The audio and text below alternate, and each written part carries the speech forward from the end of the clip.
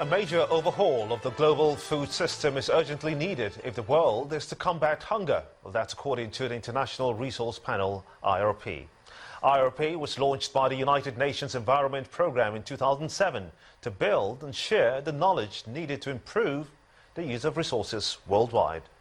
On the sidelines of the United Nations Environment Assembly in Nairobi, Kenya, the panel released its latest report and calls for a switch to the resource-smart food system. Our correspondent, Ayola Kazim, reports.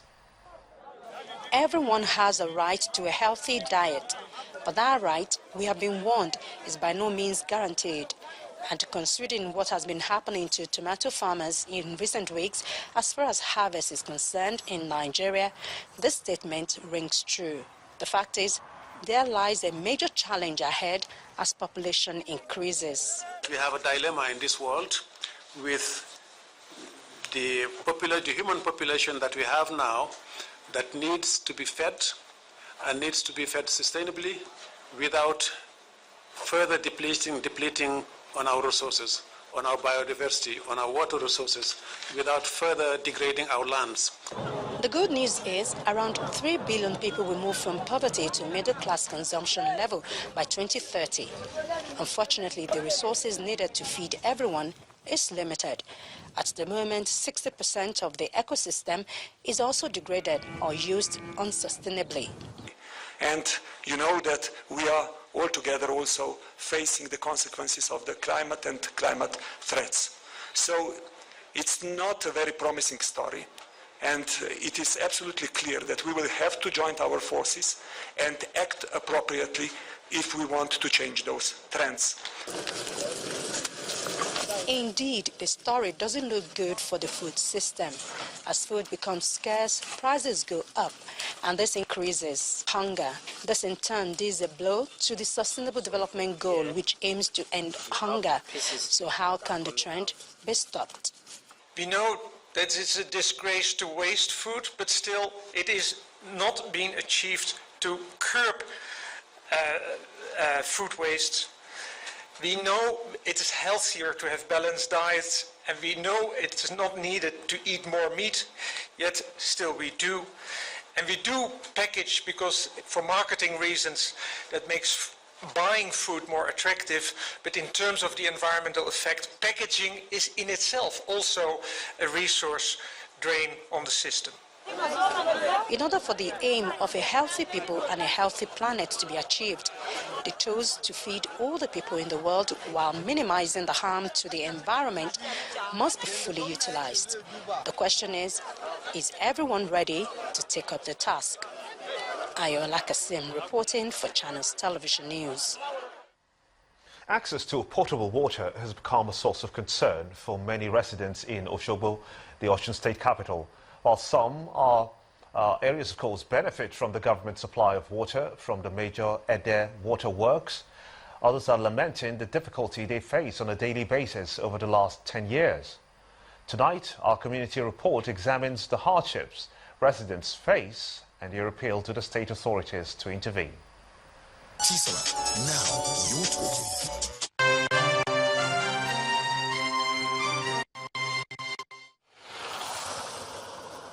This is the waterworks in Ede town, a major facility that supplies water to about 13 local government areas in Osun state. Although Osogbo, the state capital, is one of the areas that benefit from this water supply, residents in some parts of the town, especially those residing in the semi-urban areas, are groaning from lack of potable water. From Isalia Road to Catholic Road, Gwemo, Bokbo, Onyadejobi, Egbatedo and Station Road areas, this has become a regular sight.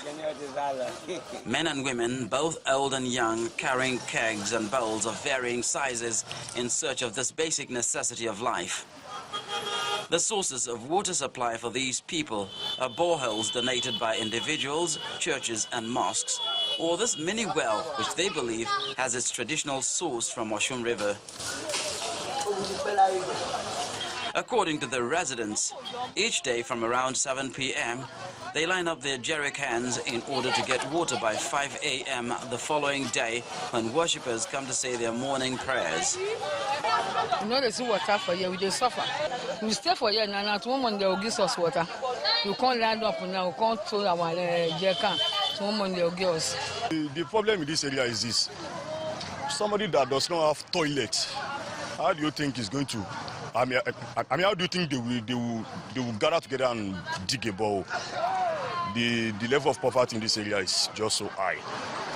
So I think the only solution to this area, to this problem in this area, is for the government to come in.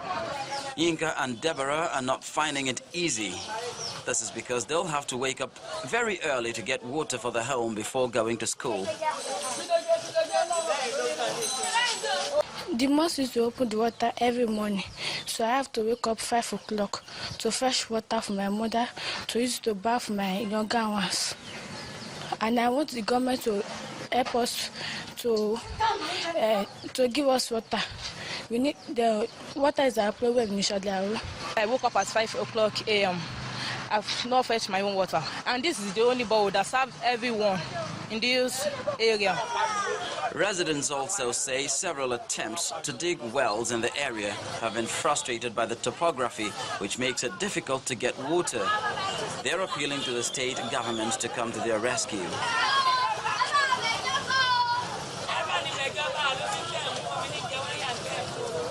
People are making effort to dig well, no water. The water will never come out of it. So we are just appealing to them to come to our aid.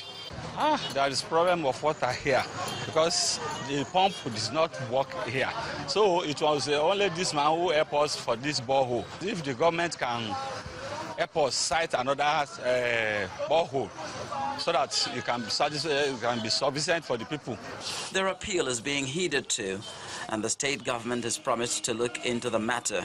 I've had several discussions with the local government secretary of Osogbo, because Osogbo local government is owing us huge sum of money.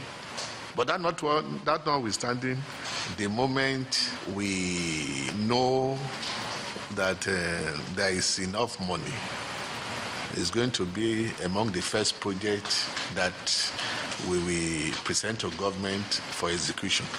We know about their plight, and we are working assiduously to make sure that the issue of water supply becomes a thing of history. Water, like they say, is life, and if the promise of the state government is anything to go by, it will be a big relief for the people of deprived neighborhoods of the state capital, who for decades have had to go extra lengths to source for water.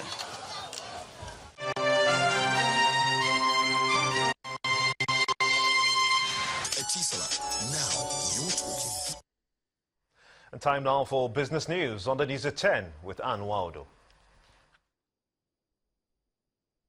You first.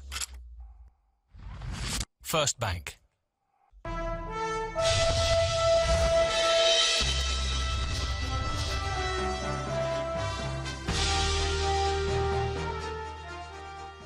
Hello, welcome to Business News. A group of exporters under the umbrella of the Manufacturers Association of Nigeria has applauded the central bank for setting up an export stimulation fund. The chairman of the group, Mr. Tunde Oyelola, who describes the fund as significant for a non-oil economy, is appealing for the use of negotiable duty credit certificates as exporters' means of collateral. I've been having a lot of certificates with our members, which is called this NDDC certificate, which is what we collect when we export under the E. Currently, we have not been able to use that certificate.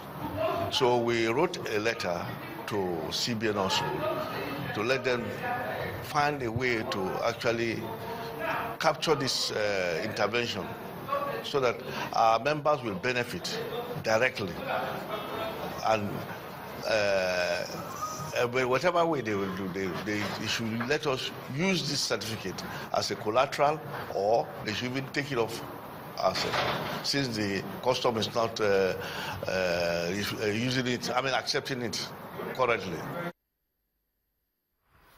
A total of 281 billion naira has been distributed to the federal, state and local governments for the month of April. Briefing journalists after the monthly Federation Accounts Allocation Committee meeting in Abuja, the Minister of Finance, Mrs. Kemi Adeosun, says the figure shows a decrease of 18 billion naira compared to what was distributed in March. Mrs. Adeosun blames the decrease in monthly allocations over the past few months to the reduction in oil proceeds, adding that the 22-point fiscal reform action plan has been endorsed by the state government to allow for fiscal prudence in Nigeria. Nigeria's former president Olusegun Obasanjo today in Lusaka, Zambia, told African leaders that private sector companies to harness energy sources, including coal, to secure electricity, regardless of the resultant environmental problems. President Obasanjo says, like Europe used coal energy during the 19th century industrial revolution, Africa should not be denied quick energy access due to concerns over climate change. Nigeria's former president adds that while he agrees that small off-grid projects can deliver energy access to millions of poor people in Africa, the continent needs big on-grid power plants to fast-track its rapid industrialization. Nigeria's stock market recorded another significant surge within the month as the all-share index climbed above the 28,000 level at the close of today's session. Here is Temple Ashaju with the details.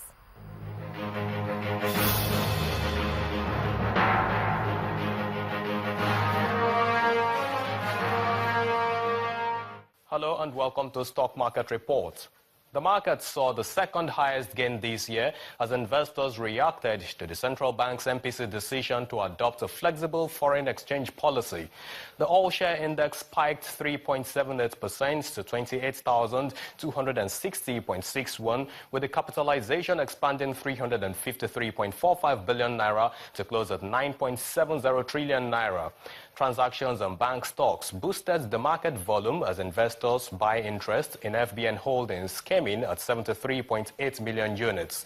Zenith Bank and Sky Bank also came along on the top trades list.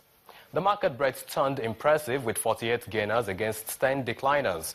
UBA, Owando and Zenith Bank all appreciated in price by more than 10% each. On the flip side, Mobil Oil led the decliners pack by 5%, while Union Daikin and GlaxoSmithKline eased a little lesser than 5% respectively. In all, investors transacted on 474 million units of shares in 5,260 deals for a value of 3.50 billion naira. And that's the Stock Market Report. I'm Temple Ashaju.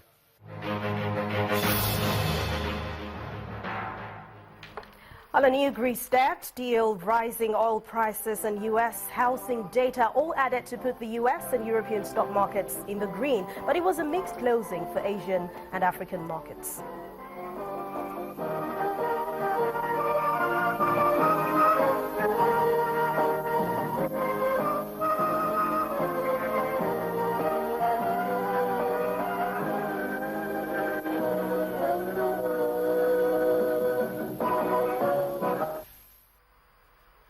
And that's Business News Now. Thanks for watching. I am Anne Nwaodo. Get back to you, Gimba.